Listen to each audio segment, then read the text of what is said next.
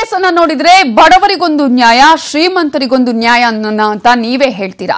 Hit and run ಕೇಸಲ್ಲಿ ಗೀತಾ ವಿಷ್ಣು ಮೇಲೆ charge ಶೀಟೇ ಹಾಕಿಲ್ಲ. ಉದ್ಯಮಿ ಆದಿಕೇಶವಲು ಮೊಮ್ಮಗನನ್ನ ಸುಮ್ಮನೆ ಬಿಡ್ತಾರಾ ಪೊಲೀಸರು? 9 ತಿಂಗಳು ಕಳೆದ್ರೂ ಇನ್ನೂ ಕೂಡ ಸಲ್ಲಿಕೆಯಾಗಿಲ್ಲ ಚಾರ್ಜ್ ಶೀಟ್.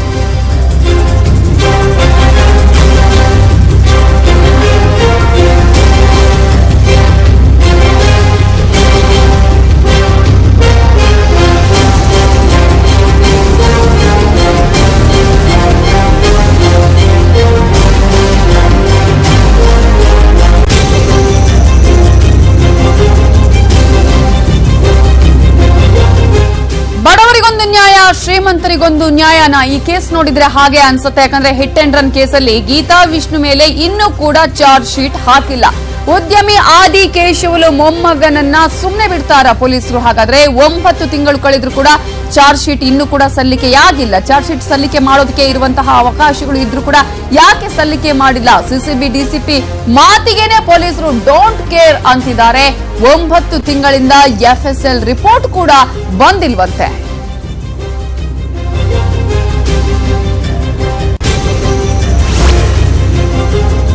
ಪ್ರಕರಣವನ್ನ ಮುಚ್ಚಿ ಹಾಕೋದಕ್ಕೆ ಹಾಗಾದ್ರೆ ಹಿರಿಯ ಅಧಿಕಾರಿಗಳು ಕುಮ್ಮಕ್ಕು ಕೊಟ್ಟಿದ್ದಾರಾ?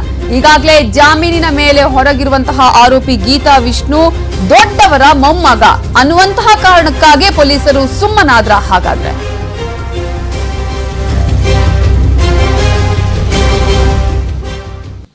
ಒಟ್ಟಾರೆ ಈ ಪ್ರಕರಣವನ್ನ ನೋಡಿದಾಗ ಯಾರಿಗಾದ್ರೂ ಸಹಜವಾಗಿ ಅನಿಸದೇ ಇರೋದಿಲ್ಲ. ಹಾಗಾದ್ರೆ ಈ ಪ್ರಕರಣವನ್ನ ಯಾಕೆ ಇಷ್ಟು ಸಲೀಸಾಗಿ ಬಿಟ್ಟಿದ್ದಾರೆ ಪೊಲೀಸರು?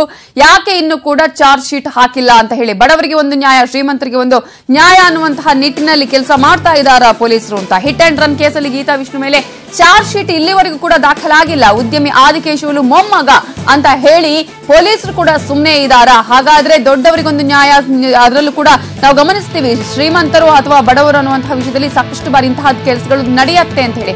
ಅದೇ ರೀತಿಯಾದಂತಹ ಪ್ರಕರಣನ ಇದು.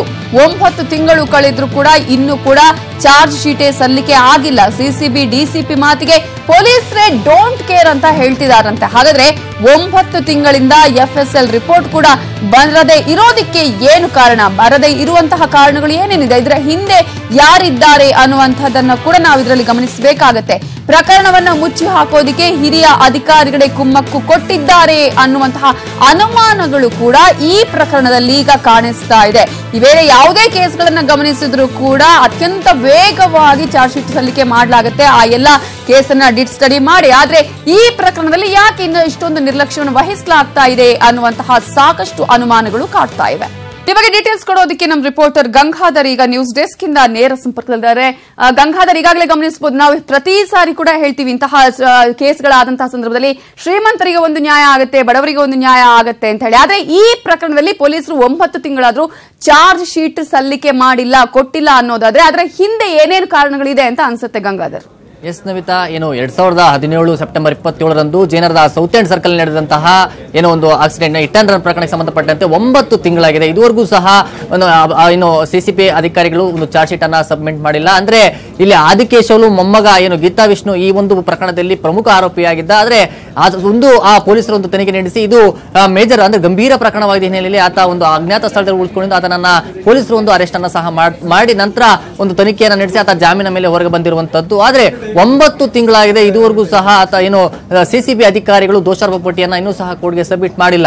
ಇದಕ್ಕೆ ನಾವು ಒಂದು ಕಾರಣವನ್ನ ಕೇಳಿದ್ರೆ ಸಿಸಿಬಿ ಅಧಿಕಾರಿಗಳು ಇನ್ನೂ ಸಹ ಎಫ್ಎಸ್ಎಲ್ ವರದಿ ಬಂದಿಲ್ಲ, ಎಫ್ಎಸ್ಎಲ್ ವರದಿ ಬಂದ ಹಿನ್ನೆಲೆಯಲ್ಲಿ ನಾವು ಇನ್ನೂ ಚಾರ್ಜ್ ಶೀಟ್ ಸಬ್ಮಿಟ್ ಮಾಡಿಲ್ಲ ಅಂತ ಒಂದು ಉತ್ತರವನ್ನ ಕೊಡ್ತಾರೆ. ಆದ್ರೆ 9 ತಿಂಗಳು ಈ ಒಂದು ಎಫ್ಎಸ್ಎಲ್ ರಿಪೋರ್ಟ್ ಬಳಿಕ 9 ತಿಂಗಳು ಟೈಮ್ ಬೇಕಾಗುತ್ತಾ ಅಂತ ಅಂದ್ರೆ ಪ್ರಮುಖವಾಗಿ ನಾವು ಹಿಂದೆ ನೋಡಬಹುದಾದ್ರೆ ಗೌರಿ ಲಂಕೇಶ್ ಹತ್ಯೆ ಪ್ರಕರಣ ಏನಿತ್ತು ಇದು ಗಂಭೀರ ಪ್ರಕರಣವಾಗಿತ್ತು. ಆದ್ರೆ ಈ ಒಂದು ಪ್ರಕರಣಕ್ಕೆ ಸಂಬಂಧಪಟ್ಟಂತೆ ಈಗಾಗಲೇ ಏನು ಎಸ್ಐಟಿ ಅಧಿಕಾರಿಗಳು ಒಂದು ಚಾರ್ಜ್ ಶೀಟ್ ಸಬ್ಮಿಟ್ ಅನ್ನ ಮಾಡಿ ಈಗಾಗಲೇ ಅಡಿಷನಲ್ ಚಾರ್ಜ್ ಶೀಟ್ ಸಬ್ಮಿಟ್ ಮಾಡಕ್ಕೆ ಒಂದು ತನಿಖೆಯನ್ನು ಸಹ ನಡೆಸ್ತಾ ಇರುವಂತದ್ದು.